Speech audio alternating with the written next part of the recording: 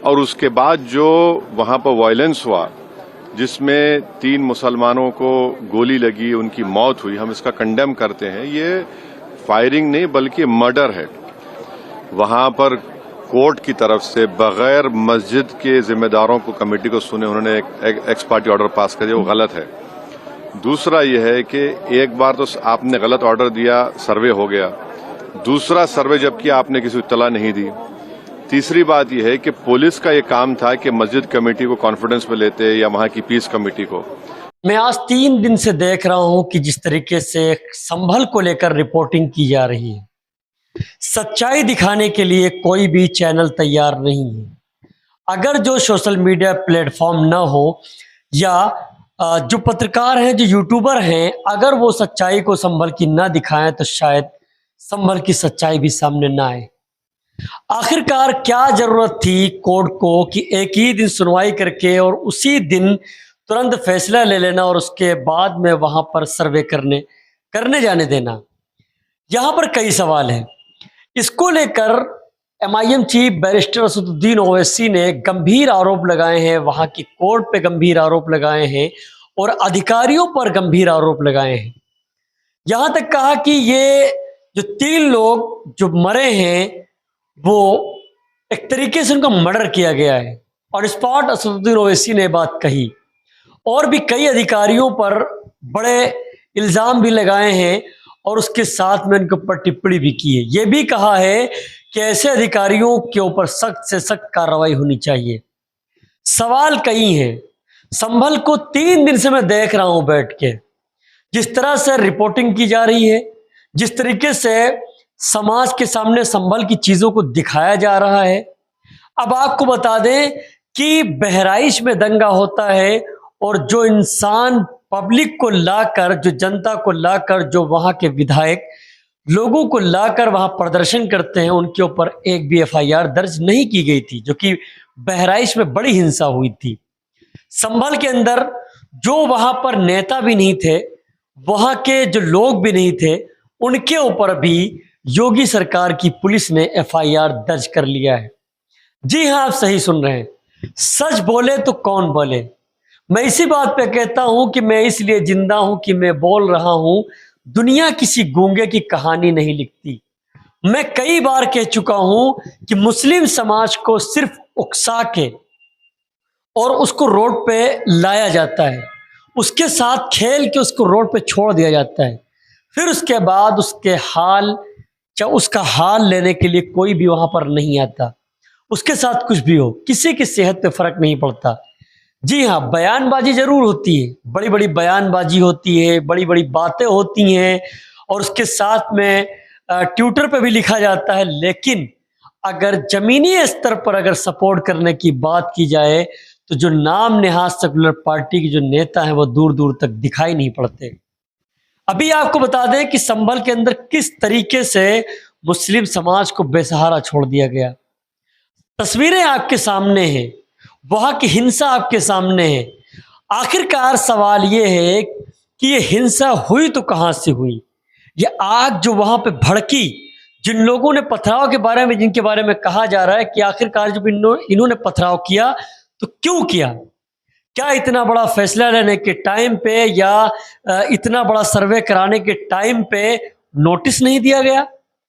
आप जब पूरी बात को भी ओवैसी की सुनेंगे, जो ओवैसी ने जो अपनी बातें मीडिया से बात करते हुए, ANI से, PTI से बात करते हुए जो ओवैसी साहब ने कहा, वो जो आप सुनेंगे तो आपके कान खड़े हो जाएंगे। जिस तरीके से एक एक चीज को ओवैसी ने खोलकर बताया और समझाने की कोशिश की गई कि आखिरकार ये जो हिंसा की जो सबसे बड़ी वजह है वो क्या है, उन्होंने क्या कुछ कहा है। पहले आप पूरा सुन लीजिए, समझ लीजिए कि ओवैसी ने क्या कहा है और कितनी गहरी बात, कितनी डीप में जाकर उन्होंने बातें वहां पर बताई हैं। जब आप सुनेंगे तो संभल की सारी राजनीति, संभल का सारा जो निचोड़ है और जो उस मस्जिद के ऊपर जो राजनीति की जा रही है, सारी चीजें आपके सामने आ जाएंगी। ओवैसी ने क्या कुछ कहा है, चलिए आपको सुनाते हैं। सबसे पहली बात तो ये है कि संभल की चंडोसी की जो जामा मस्जिद है वो कोई 50 साल 100 साल नहीं बल्कि 200-250 साल पुरानी मस्जिद है, उससे ज़्यादा है। वहाँ पर कोर्ट की तरफ से बगैर मस्जिद के जिम्मेदारों को, कमेटी को सुने उन्होंने एक एक्स पार्टी ऑर्डर पास कर दिया, वो गलत है। दूसरा ये है कि एक बार तो आपने गलत ऑर्डर दिया, सर्वे हो गया, दूसरा सर्वे जब किया आपने किसी को इत्तला नहीं दी। तीसरी बात यह है कि पुलिस का ये काम था कि मस्जिद कमेटी को कॉन्फिडेंस में लेते या वहां की पीस कमेटी को। चौथी बात यह है कि जो सर्वे करने लोग आ रहे हैं वो प्रोवोकेटिव स्लोगन्स लगा कर आ रहे हैं, वो वीडियो उसका है, पब्लिक डोमेन में है। और उसके बाद जो वहां पर वायलेंस हुआ जिसमें 3 मुसलमानों को गोली लगी, उनकी मौत हुई, हम इसका कंडेम करते हैं। ये फायरिंग नहीं बल्कि मर्डर है। और जब से बाबरी मस्जिद राम मंदिर का जजमेंट आया, जिस बात को मैं पर्टिकुलरली कह रहा हूं कि उस जजमेंट के बाद ये सब चीजें खुलेंगी और एक के बाद एक खुल रही हैं। एएसआई प्रोटेक्टेड मॉन्यूमेंट सब बातें कर रहे हैं, क्या एएसआई के कानून में नहीं है कि आप उसका रिलीजियस नेचर चेंज नहीं, कैरेक्टर चेंज नहीं कर सकते? किस बुनियाद पे कर रहे हैं ये?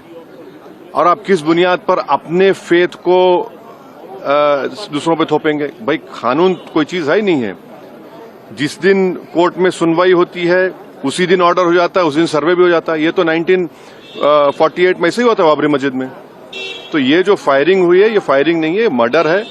और जो भी ऑफिसर्स इन्वॉल्व है उनको सस्पेंड करना चाहिए और एक सिटिंग हाईकोर्ट जज से उसकी इंक्वायरी होनी चाहिए। ये सरासर गलत है, जुल्म हो रहा है वहां पर तो संभल में।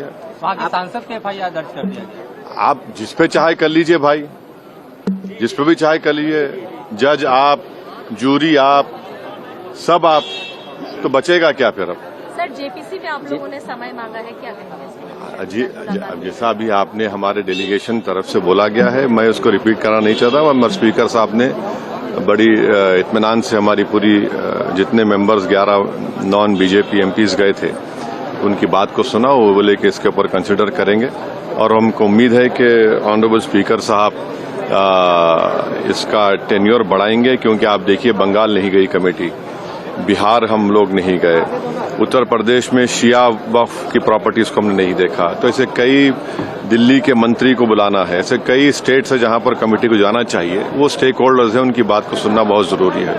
सर वक्फ बोर्ड अमेंडमेंट बिल को लेकर आप क्या सोचते हैं? क्योंकि लगातार सरकार की तरफ से यही कहा गया कि जो मुस्लिम है, जनता है, उनके हित में है, मुसलमान जो है उनके अभी ये कानून बना नहीं। आप देख लिए संभल में क्या हो गया है। अभी ये कानून बना नहीं है। आप देख रहे हैं कि हर जगह पे बोल दिया जा रहा है कि नहीं, ये यहाँ पर 500 साल पहले मस्जिद नहीं थी।